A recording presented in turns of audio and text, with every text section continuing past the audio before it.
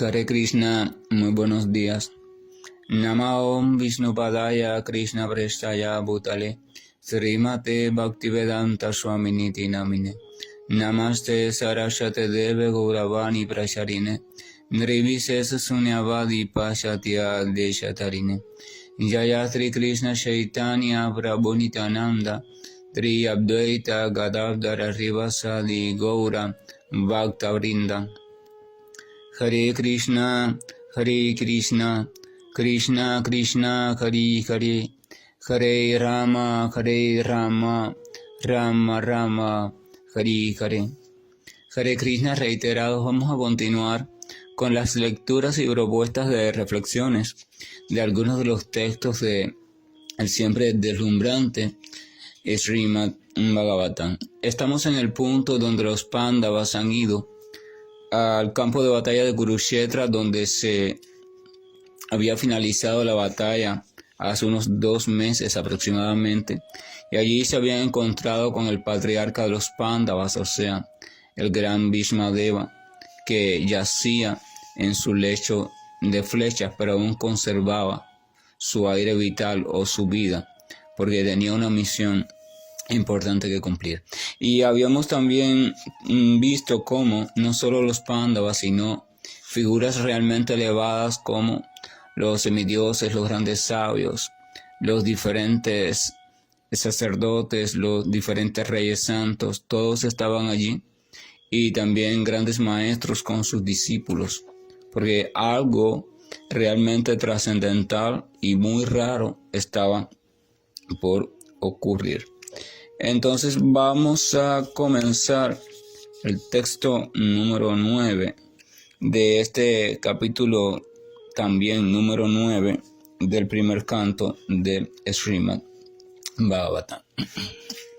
Bhishmadeva, quien era el mejor de los 8 vasus, recibió y les dio la bienvenida a todos los grandes y poderosos rishis que estaban allí reunidos, ya que él conocía perfectamente todos los principios religiosos conforme al tiempo y al lugar. O sea, estaba toda la comitiva, tantas grandes personalidades habían venido a ver a Bhishmadeva y estaban allí presentes, respetados en tantos planos de conciencia, que entonces Bhishmadeva, al ver tantas personalidades, como era un devoto perfecto, era también en ese momento un general perfecto, o sea, sabía el arte de los protocolos, y estaba situado también en un plano donde era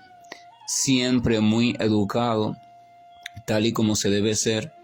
Conocía perfectamente que a las grandes personalidades, a aquellas personalidades que de un modo u otro están entregadas a el servicio devocional al Señor desde diferentes posiciones, se les debe ofrecer inmediatamente una cordial bienvenida, así como ofrecer un servicio exquisito. Las Escrituras plantean, por ejemplo, que cuando un devoto llega a su casa, a casa de usted, al menos se le debe invitar a sentar y ofrecerle un poco de agua, porque las Escrituras explican que cualquiera, aun una persona más pobre, puede tener un lugar donde alguien se pueda sentar, aún en el suelo, sobre una estera o simplemente en una silla simple, un asiento simple, y también puede tener un poco de agua para beber. Y por supuesto la atención afable del agradecimiento por la visita. O sea, el devoto del Señor y aquella persona que quiere avanzar en el servicio trascendental es una persona que ha de ser observadora en el sentido del propio servicio, ha de ser servicial y en especial con aquellos que andan trabajando para el Señor amoroso, la suprema personalidad de Dios, el Señor Krishna. Pero en este caso Bhishmadeva, hay un punto relevante, él estaba inmóvil prácticamente, tirado allí con tantas flechas atravesadas en el cuerpo, y estaba allí prácticamente no podía mover ningún miembro del cuerpo, no podía levantarse a darle la bienvenida adecuada desde el punto de vista del cuerpo, pero el devoto sabe que la entidad viviente en este mundo material se manifiesta o actúa en 3 áreas diferentes, el área del cuerpo, de la mente y de la palabra. Entonces él no podía desde el cuerpo hacer el protocolo o seguir la etiqueta establecida para la época en los Vedas, pero mantenía su mente completamente lúcida y también podía hablar despacio, pero podía hacerlo. Entonces él, desde esa mentalidad lúcida y desde el habla, dio una cordial bienvenida y una respetuosa bienvenida a todas aquellas grandes personalidades que se habían tomado la molestia de venir ante su presencia. El devoto y sobre todo el predicador, aquella persona que está tratando de transmitir el mensaje de conciencia de Krishna o el mensaje de vuelta al Supremo, debe conocer también este arte, o sea, se espera que conozca el arte que se menciona en este lugar. O sea, en este texto se menciona que dice que ya que él conocía perfectamente todos los principios religiosos conforme al tiempo y al lugar. El predicador o el devoto que anda expresando o brindando la ciencia del amor por Dios a todo el mundo va a ir a veces por diferentes lugares, va a encontrarse con diferentes personas de diferentes culturas, con diferentes costumbres, con diferentes modos de proceder y de pensar. Y entonces él tiene que tener la habilidad guiada y favorecida por el propio Señor de transmitir el mensaje de modo tal que sea asequible para esa cultura y para ese tipo de pensamiento, sin sacrificar ni siquiera en una gota la esencia o la pureza del mensaje. Parece fácil, pero no es fácil, porque a veces en el momento de querer acomodar el mensaje para que las otras personas escuchen o sientan atracción, se sacrifican muchos fragmentos importantes del mensaje, entonces el cuerpo íntegro del mensaje queda incompleto y por tanto el mensaje se adultera. El mensaje de conciencia de Krishna o el mensaje de amor puro por Dios debe ser un mensaje que debe ser siempre entregado de forma íntegra, o sea, completa en sí misma, y si es posible de forma directa. Aunque se le envuelva de diferentes maneras, de formas de presentación, por cuestiones de lenguaje, cultura, tiempo, espacio, público específico, pero el mensaje tiene que estar allí de manera íntegra y directa. Tiene que quedar completo la semilla. Una semilla, por ejemplo, si un sembrador siembra unas cuantas semillas, pero esa semilla está en mal estado, o a esas semillas le faltan fragmentos, le faltan pedazos, o simplemente está por fuera con una buena apariencia, una cáscara, una protección, pero por dentro, por algún motivo, está hueca, no hay sustancia. Entonces el cultivo, en todos esos casos, no nace o nacen muy pocas plantas.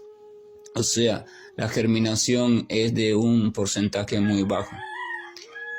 Y si la misión es inundar el mundo entero con el mensaje de conciencia de Krishna, el mensaje del servicio devocional a la suprema personalidad de Dios, puesto que es el único modo de realmente sanar a la entidad viviente de su ciclo de enredo material.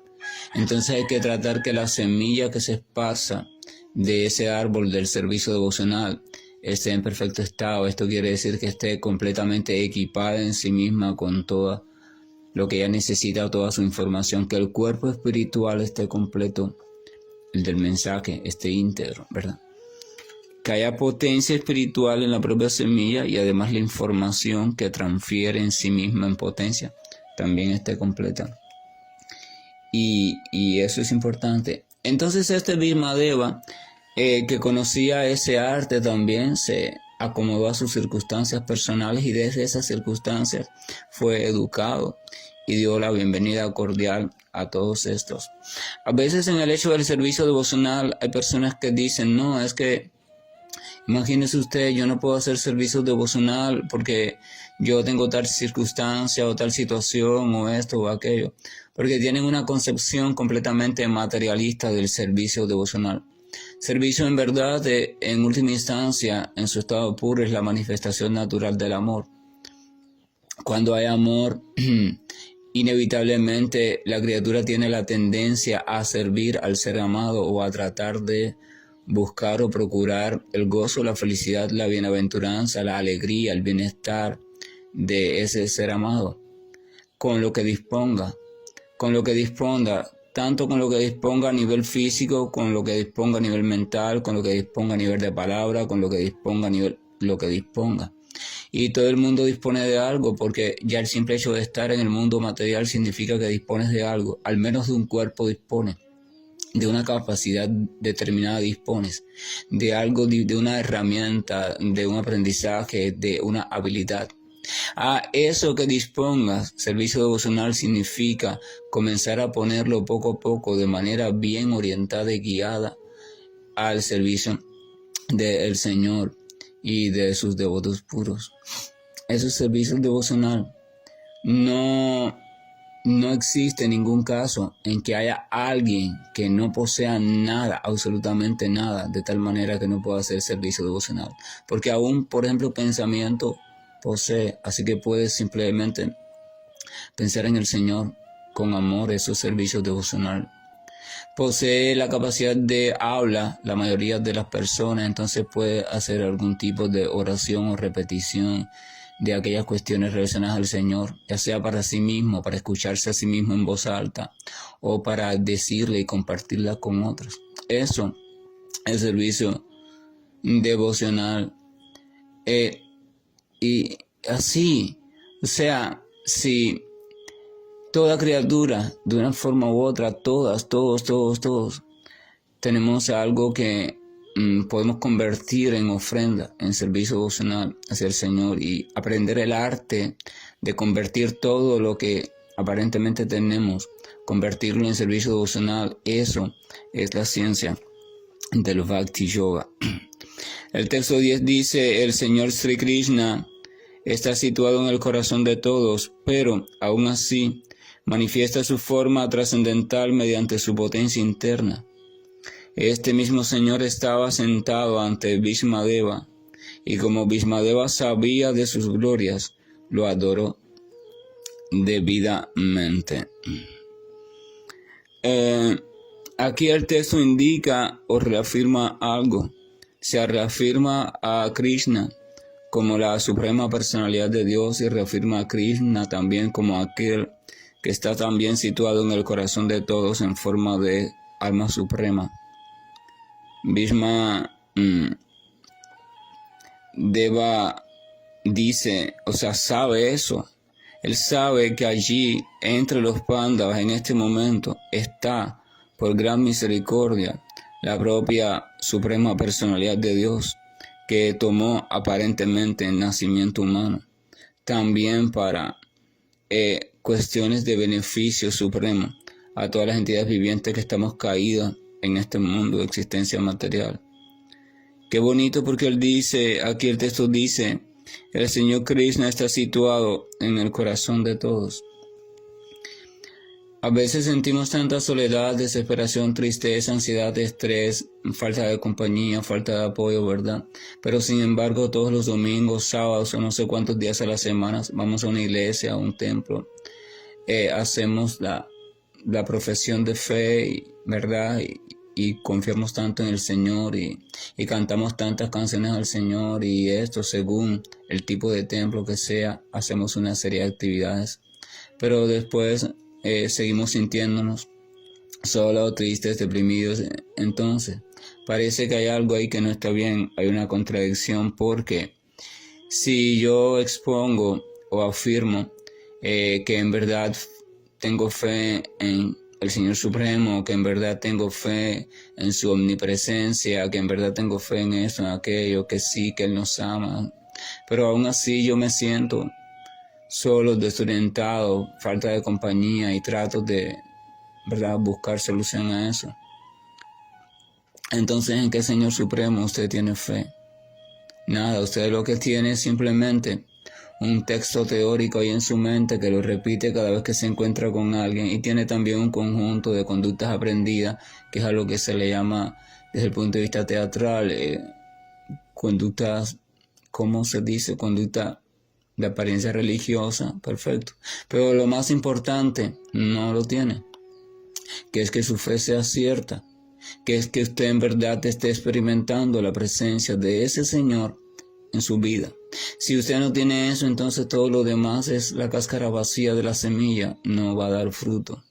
Pero si usted tiene eso, todo lo demás entonces poco a poco va a ir brotando de manera genuina, de manera natural. Entonces, reflexionar sobre este asunto, Dios está situado también en mi corazón. Él está allí como testigo, como compañero, como amigo, como maestro, y muchas veces, en el caso de los devotos puros, Él se le muestra como sirviente. Esa es la grandeza de Krishna. Lo explica, Srimad Bhagavatam explica que el Señor alcanza su mayor gloria no por sus poderes y posesiones, sino por su entrega sin igual, su entrega desmedida hacia el servicio a su devoto puro. Eso es lo que hace grande, realmente grande, a aquel que es el más grande de todos los grandes. Entonces se dice que el Señor está allí en el corazón, y ese Señor es Krishna. Pero dice que aún así, aún estando allí en el corazón, dice que Él manifiesta su forma trascendental mediante su potencia interna. Dice que ese Señor está al mismo tiempo dentro y al mismo tiempo está también fuera, está al mismo tiempo allí con una forma específica, una forma determinada, dice forma trascendental, dice, y aún así, o sea, Él está dentro, sin duda alguna siempre, pero aún así también estaba al mismo tiempo ahí fuera, manifestado en su forma trascendental. Esa es la maravilla inconcebible del Señor. El Señor hace tantas cosas maravillosas e inconcebibles que no se pueden comprender por simple análisis mental lógico. Primero hay que aceptarlas por fe, y segundo, entonces esa aceptación, cuando es verdadera, te lleva a quedar asombrado, a decir, wow, qué maravilloso, qué fantástico es que este Señor mío, qué fantástico es que este Krishna, es que yo siento, yo sé que está ahí dentro acompañando, allá acompañándome en forma de alma, junto a mí como alma, pero Él como alma suprema, siempre lúcida, siempre consciente, no cae en ilusión, aguardando pacientemente por mí, a que yo lo mire, a que yo quede extasiada en su deslumbrante belleza. Pero al mismo tiempo también acepto completamente que estaba allí fuera, frente a Bhishmadeva en el campo de batalla, y está allí fuera en sus tantas apariciones y en sus tantas formas de avatar y en sus tantos apoderados puros. Y está allí fuera también en la forma del maestro espiritual puro y genuino. O sea, y el Señor está allí fuera también en la forma del tiempo, el tiempo eterno, que todo lo transforma, todo lo diluye. ¿Qué? Entonces el científico materialista se queda enloquecido y empieza, como no lo entiende, empieza a negarlo.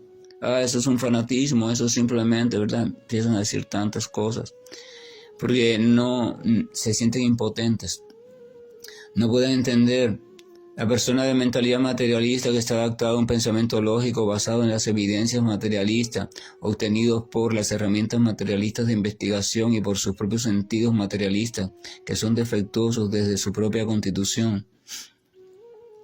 están queriendo entender algo que no es de constitución material, entonces no pueden entender, porque al no ser de constitución material, este fenómeno y esta persona rompe con todas las leyes, supuestas leyes, hasta ahora conocidas, sin contar las desconocidas, del mundo material. Entonces se frustran porque no pueden ejercer como científicos, y esa frustración, si son inmaduros, los lleva a muchos de ellos a buscar justificaciones. No, es que no hay prueba de eso. No, es que es una tontería.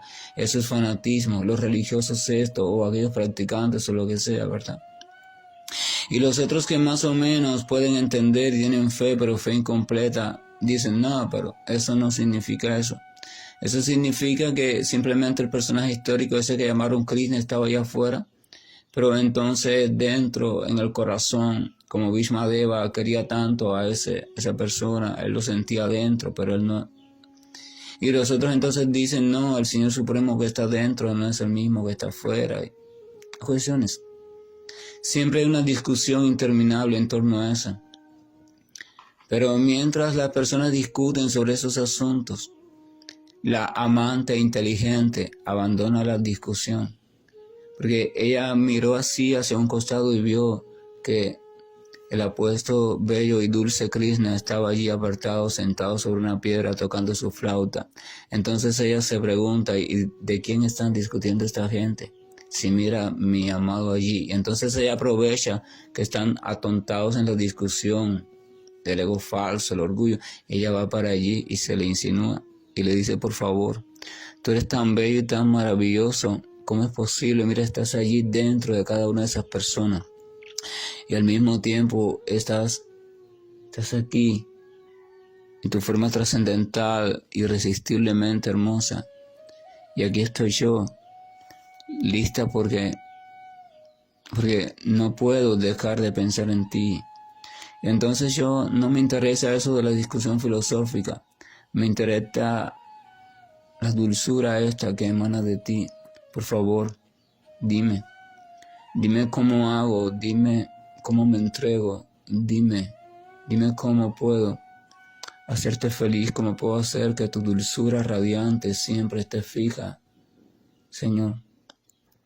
Entonces esa es la esencia del Bhakti. Evidentemente hay que tener un bagaje filosófico porque en ese trayecto que hay de salir de conciencia material a entrar en el plano de conciencia de Krishna o espiritual, se van a ir presentando diferentes trampas en la mente, tanto desde fuera como desde dentro, donde dentro de esas trampas van a haber planteamientos sutiles sobre Krishna y sobre Dios y sobre cómo debemos llevar a cabo el servicio devocional y qué es lo correcto y qué es lo no correcto, que nos van a confundir, de seguro nos van a confundir. Quien intente transitar ese sendero de forma sola, creyendo que es posible por sus propios argumentos, entonces de seguro, sin duda alguna, se va a perder. Y ese peligro es siempre presente. Pero ese bagaje filosófico es necesario, pero si se cuenta con una guía bien experta y si se encuentra con el amparo de los shastras o de las escrituras reveladas, estudiadas de un acompañamiento también experto, entonces uno puede ir cruzando toda esa trayectoria, todo ese trayecto y puede ir evadiendo o superando todas esas trampas peligrosas. Pero la esencia es que al final entonces llegue a entregarse. La esencia del Bhakti realmente es esa. Se complejiza por nuestra resistencia, pero la esencia del Bhakti es esta: reconocer que Krishna es la suprema personalidad de Dios, reconocer en Krishna la presencia de la suprema y única personalidad de Dios y entregarse a ella por completo. Así de simple, así de simple. Pero en aceptar que en Krishna está allí la suprema personalidad de Dios, en su forma trascendental, en ese simple hecho, en aceptar ese simple hecho, ese simple dato, la entidad viviente, armada de sus argumentos, sus creencias, sus saberes anteriores, sus no sé qué, sus aferraciones, se demora vidas enteras. porque no lo acepta. Siempre tiene un pero diferente. No, pero esto, no, pero aquello. Entonces, no lo acepta. Y después aún así, cuando lo acepta, no, sí, él es una de las formas, pero él no es la forma original, no, ahí viene otro. Entonces ahí se meten miles de vidas más. Y entonces nunca llega a entregarse, simplemente para entregarse. Miren cuánto tiempo, cuántos obstáculos pone. Y esa es la lentitud del camino espiritual. El Señor Supremo Krishna está realmente allí, accesible, al alcance.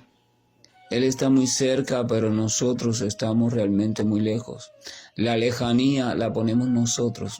La cercanía Él la tiene puesta, pero la lejanía la colocamos nosotros.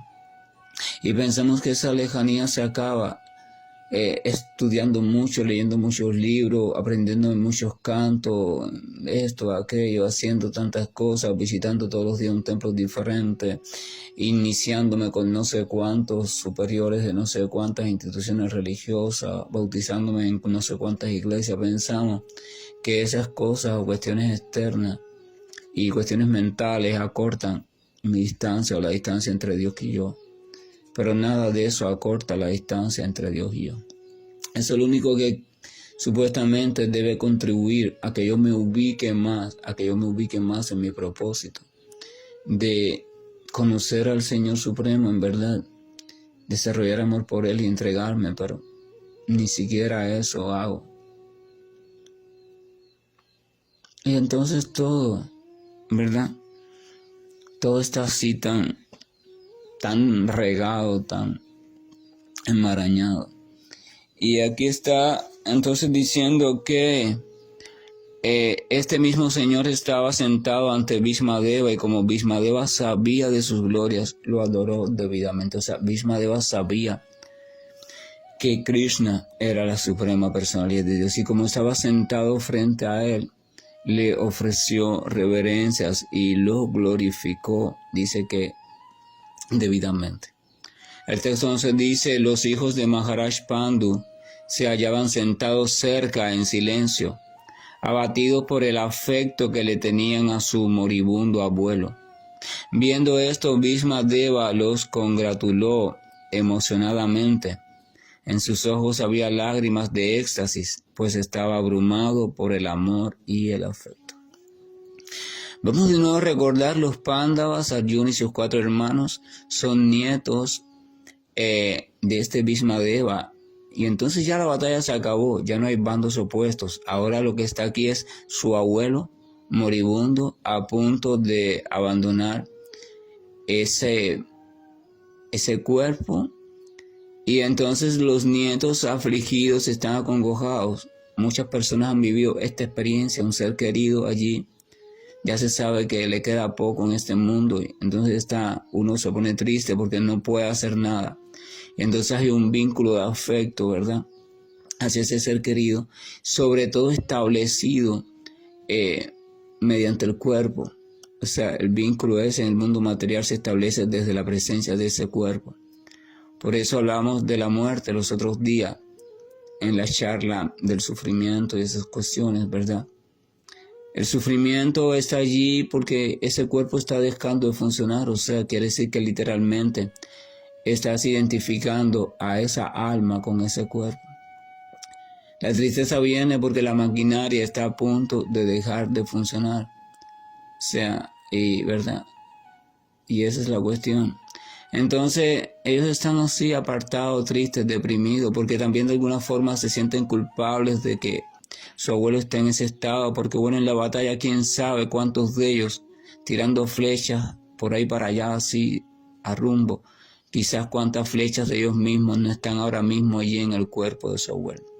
Entonces la mente los tiene de esa forma enredados, por eso no los deja salir de la congoja, de la tristeza, del agobio.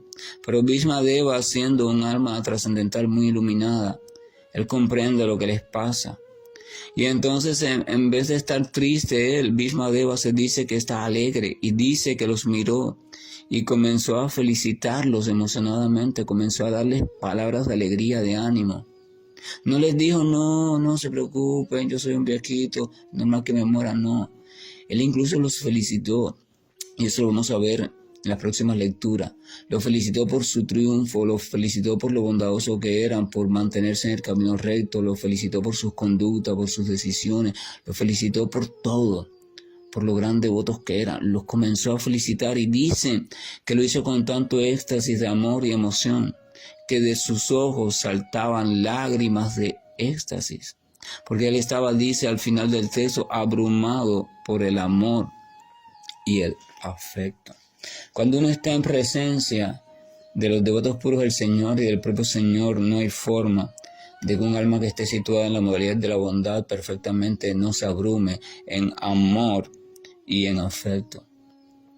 La presencia del devoto puro del Señor en sí misma revela en nosotros, despierta en nosotros todo el amor que hay en nosotros. Así como la presencia del fuego calienta el cuerpo, la presencia del devoto puro hace que el amor se estimule, porque el amor reconoce a aquel que está lleno de amor y entonces se exalta. Entonces ahí estaban los devotos puros, o sea, los pándavas, devotos puros del Señor, y estaba el propio Señor. Entonces, ¿qué más falta? No falta nada. El Señor y sus devotos puros en su representación genuina estaban allí. Entonces, ¿qué más podría pedir Bhishmadeva?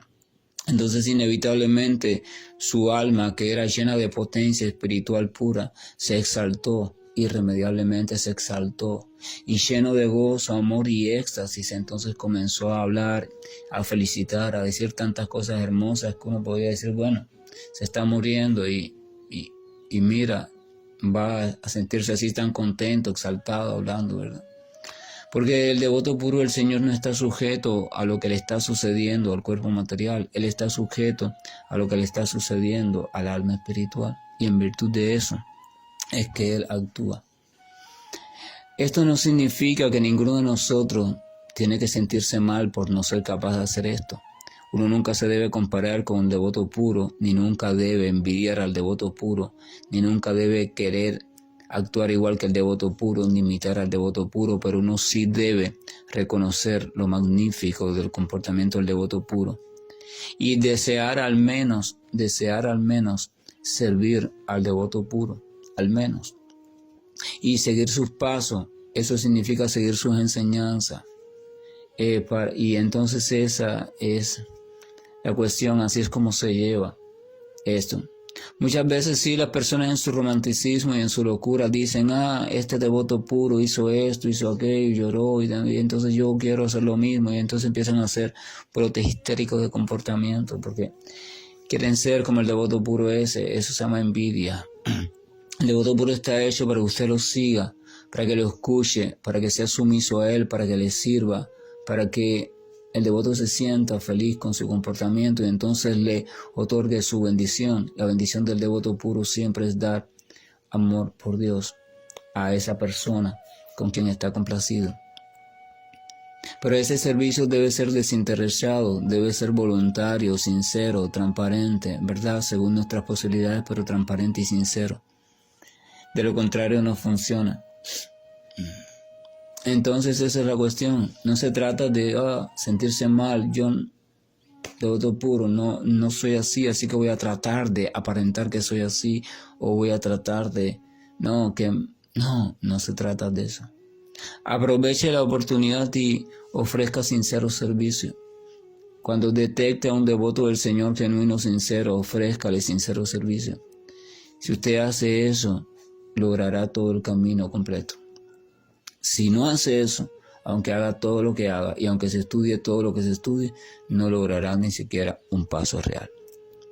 Que la gracia y el amor de nuestro Señor nos acompañe, que la sinceridad esté brotando en nuestro corazón como una planta preciosa de un jardín sagrado, y que la estemos cultivando de manera así detenida y cuidadosa. Porque sin la sinceridad y la transparencia en nuestra relación con los devotos genuinos del Señor, entonces no hay posibilidad de avance espiritual. Hare Krishna, buen día, y estoy finalizando la llamada.